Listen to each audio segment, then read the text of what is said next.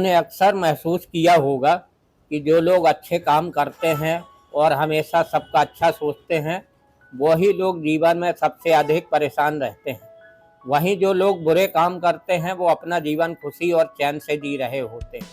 अच्छे काम करने वालों को आखिर इतनी परीक्षा क्यों देनी पड़ती है, जबकि जो अधर्म की राह में हैं, वो ही अधिकतर खुश रहते हैं और ज़िंदगी में खुश रहे हमेशा रहते हैं।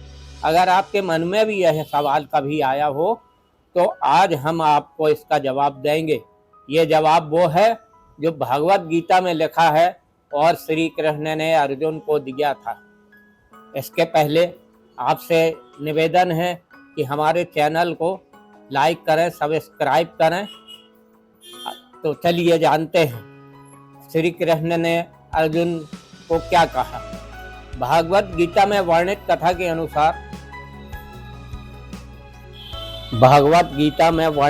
के अनुसार जब भी अर्जुन के मन में कोई दुविधा उत्पन्न होती थी, तो वो श्री कृष्ण के पास पहुंच जाते थे। एक बार की बात है, अर्जुन श्री कृष्ण के पास जाकर कहते हैं कि वो किसी बात को लेकर परेशान हैं और इसका जवाब वो श्री कृष्ण से चाहते हैं।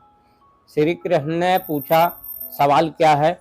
अर्जुन ने कहा, मुझे यह जानना है कि अच्छे लोगों के साथ हमेशा बुरा ही क्यों होता है, वहीं बुरे लोग खुशहाल होते हैं। अर्जुन के मुंह से ऐसी बातें सुनकर श्री कृष्ण ने मुस्कुराए और कहा, मनुष्य जैसा सोचता है और महसूस करता है, वैसा कुछ नहीं होता, बल्कि अज्ञानता की वजह से सच्चाई नहीं समझ पाता। अर्जुन उनकी ये बात समझ नहीं पाए। इसके बाद श्री कृष्ण ने उन्हें समझने के लिए क्या कहा वो जानते हैं। श्री कृष्ण ने अर्जुन से कहा, पार्थ, मैं तुम्हें एक कथा सुनाता हूँ, उसे सुनकर तुम समझ जाओगे। हर प्राणी को उसके कर्म के हिसाब से ही फल मिलता है।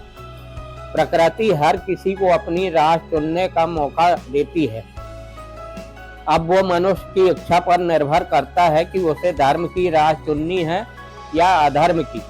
कथा शुरू करते हुए श्री कृष्ण ने कहा, एक नगर में दो पुरुष रहते थे। एक पुरुष व्यापारी था जिसके जीवन में धर्म की बहुत महत्ता थी।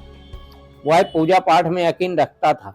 वह हर रोज मंदिर जाता था और दान धर्म भी करता था। हर रोज भगवान की पूजा करता था। वही दूसरा पुरुष बिल्कुल विपरीत था। वह हर रोज मंदिर तो जाता था, लेकिन पूजा करने नहीं, बल्कि मंदिर के बाहर से जूते चप्पल चुराने। उसे दान और धर्म से कोई लेना देना नहीं था। समय बीतता गया और एक दिन बहुत जोर की बारिश हो रही थी। इस वजह से मंदिर में पुजारी के अलावा कोई नहीं था। यह बात जब दूसरे पुरुष को पता चली, तो उसने सोचा कि यह सही मौका है मंदिर का धन चुराने का। पंडित जी से नजर बचाकर उसने मंदिर का सारा धन चुरा लिया। उसी समय धर्म कर्म में विश्वास रखने वाला व्यक्ति भी मंदिर पहुंचा। दुर्भाग्य से मंदिर के पुजारी ने उसे ही चोर समझ लिया और चिल्लाने लगे।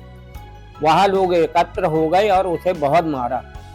किसी तरह वो खुद को बचते बचाते वहां से निकला, तो दुर्भाग्य ने उसका साथ वहां भी नहीं छोड़ा।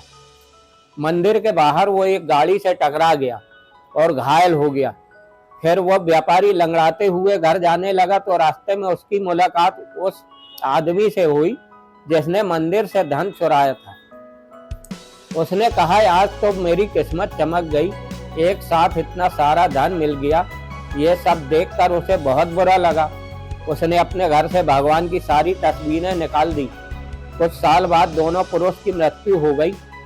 मरने के बाद जब दोनों पुरुष यमराज के पास पहुंचे और भले पुरुष ने दूसरे व्यक्ति को देखा, तो उसे बहुत गुस्सा आया।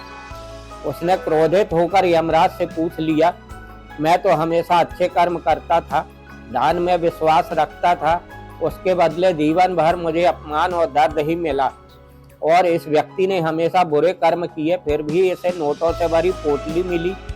आखिर ऐसा भेदभाव क्यों? इस पर यमराज ने कहा, पुत्र, तुम गलत समझ रहे। जिस दिन तुम्हारी गाड़ी से टक्कर हुई थी, वो दिन तुम्हारे जीवन का आखिरी दिन था, परंतु तुम्हारे अच्छे कर्मों की वजह से तुम्हारी मौत सिर्फ एक छोटे से चोट में बदल गई। तुम इस दुष्ट व्यक्ति के बारे में जानना चाहते हो? दरअसल इसके भाग्य में राजयोग था, मगर इसके कुकर्मों और धर्म की वजह से वो सिर्फ एक छोटी सी धन की पोटली में बदल गया। कथा सुनाने के बाद श्री कृष्ण अर्जुन से कहते हैं, क्या अब तुम्हारे सवाल का जवाब मिल गया? ऐसा सोचना कि भगवान तुम्हारे कर्मों को नजरअंदाज कर रहे हैं, ये बिल्कुल भी सत्य नहीं है। भगवान हमें हमेशा कब क्या किस रूप में दे रहा है मनुष्य को समझ में नहीं आता। अगर आप अच्छे कर्म करते रहें तो भगवान की कृपा हमेशा बनी रहती, इसलिए अपने अच्छे कर्मों को करते रहें, बदलना नहीं चाहिए, क्योंकि उसका फल हमें इसी जीवन में मिलता है। इसलिए मनुष्य का फर्ज है कि वो हमेशा अच्छे कर्म करता रहे, क्योंकि श्री कृष्ण ने गीता में भी बताया है कि किसी के द्वारा किया गया कर्म बेकार नहीं जाता, चाहे वो अच्छा हो या बुरा।